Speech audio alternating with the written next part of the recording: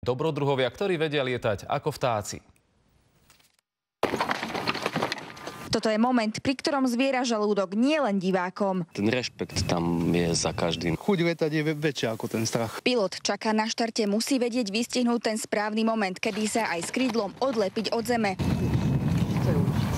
Ja sledujem počasie tak 20 minút a na základe toho sa rozhodnem. Idem lietať, neidem lietať. Niekedy je lepšie ten klzák zbaliť a neletieť. Nie za každú cenu. Keď tam nie je tá radosť z toho, že som v tom vzduchu a je to pekné, tak to nestojí za to. Na krídlach rogala neprestajne zvádzajú boj s vetrom. Prírodný živel im je vysoko vo vzduchu, priateľom i katom. Na oblohe musia natrafiť na prúdy, ktoré rogalo vyniesú vyššie. Musíme vyhľadať nejaký ten náš motor, ktorý nás vyniesie hore a letíme zase ďalej.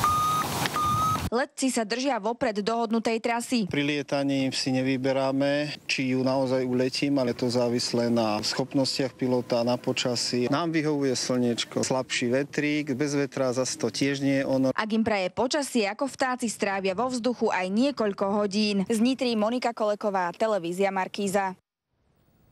Filmový večer na Markíze.